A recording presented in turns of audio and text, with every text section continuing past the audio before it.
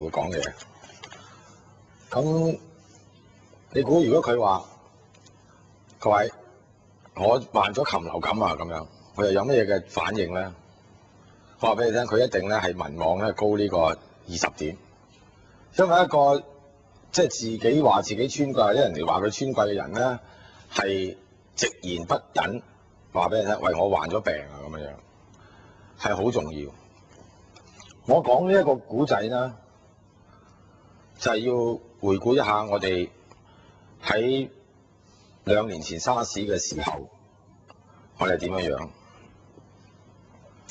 我哋知道咧，喺呢個國內咧，有人咧係99蚊買一樽醋嘅煲醋。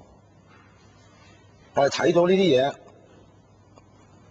但係我哋唔敢深究，我哋唔敢咧係直言無隱問下，喂，你個煲醋喎，係咪煲水啊你係咪講嗰啲嘢係咪真㗎？你話冇呢一個所謂非典型肺炎嗰陣時嗰度，我哋係有一個特殊嘅位置，成日講話為一國兩制啊，乜啊，我哋係有呢一個咧一定嘅新聞嘅自由，我哋係有一個咧，雖然間唔係全部係普選嘅議會，但係咧都仲可以定期喺度咧，即係監察下政府。我哋嘅官員係受到監察，所以咧佢又唔能夠太懶惰，因為咧係隨時咧係會受到人哋嘅批評，甚至咧係彈劾。除非咧就諗咗個計出嚟，就係話用司法覆核呢一樣嘢咧去避咗佢。局長，我一早已經話你嗰個位咧係唔應該嘅。唔係話你唔應該做個局長，係個位咧係唔應該管咁多嘢。我都未見過咧一個局咧係管咁多嘢。呢個咧自然係阿董伯伯咧醒我哋㗎啦，即係為咗佢舉行呢個新政，咁啊問責咁咧就整咗個位出嚟。呢一個係充分咧反映咗咧一個政府嘅施政咧同佢受唔受監察好大關係。任何一個國會啊，有個好似你咁樣管咁多嘢嘅部啊，一定要拆咗佢嘅啦，拆散佢啦。你今日又要嚟應付禽流感，上個禮拜應付大排檔，你點搞啊？所以咧講嚟講去，我想講嘅就係天災係固然難免，候鳥係殺不絕嘅，但係人禍係事實上可免嘅。恕我直率咁講。你要管咁多嘢，仲要有時得閒去應酬下，講下笑話，你邊有咁多時間呢？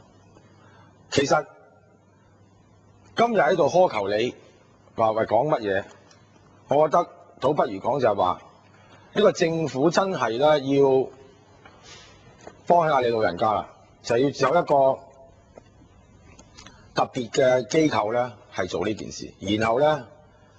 幫你老人家，你睇下佢咁就算啦。呢個就係充分講明咗啦。一個本身喺一間公司裏邊，或者我嘅議員辦事處裏邊咧，都唔會出現嘅嘢啦，點解出現咗政府係幾可悲？我哋今日又翻嚟講啦。喂，你有冇做嘢啊？你個心可能講我點做幾多嘢啊，大佬？我咁多嘢做，呢個第一。第二，我知道你有機會咧係接觸呢一個國內嘅官員。我真係好希望你秉持住你嗰個是其是非其非嘅精神，你真係問下佢，喂，到底有冇禽流感？問多幾次。呢個咧亦都唔係我自己啦，喺度杜撰嘅。我記得喺呢個2003年嘅3月咧，全世界咧都話冇啊，冇禽流感啊。甚至阿龍永圖先生落嚟咧，仲講，喂，你呢個。點解香港啲人咁㗎？壞嘢就中意講，好嘢又唔中意講。喂，龍永圖先生雖然間成日開 WTO 嗰啲會議，成日出國，但係佢忘記一樣嘢，就係如果政府嘅嘢係好嘅，使乜我哋去讚啫？佢自己成日讚自己㗎嘛。政府有100樣好嘢咧，講101樣㗎啦。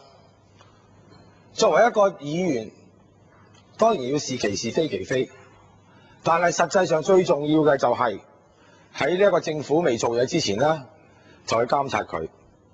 所以我覺得不單止咧呢一個政府咧係要成立一個專責嘅部門咧，受阿周局長呢一個萬能局長嘅嘅監察咧，其實呢個立法會咧都應該有相應嘅機構，以便咧對口咧係監察呢一個局長或者個局長旗下嘅員工。當然我呢個禽流感咧，我根本就唔識嘅。我講嘅咧就係一個政治同行政嘅問題，亦都係講一個資訊如果係受到壓抑嘅社會產生嘅問題。我喺呢一個而家講球林狗嘅時候，我諗起到張文康、孟學龍兩個俾人革職嘅人，而家全部都已經出翻嚟做嘢，繼續做。我希望佢而家唔係做翻本行啊，係你係大鑊啊，局長你問唔到嘅。我就記得蔣彥慶老先生咧，佢話：喂，原來喺個更衣院裏邊咧係好多人係禽流感嘅，呢個蔣彥慶先係大件事啊，差唔多人間蒸發。所以我希望大家都吸收呢個教訓。一個不受監察嘅政府，即係一個唔係由民主選出嚟嘅政府咧，佢即使冇能力去做啲天災出嚟，佢絕對有能力將天災變成人禍。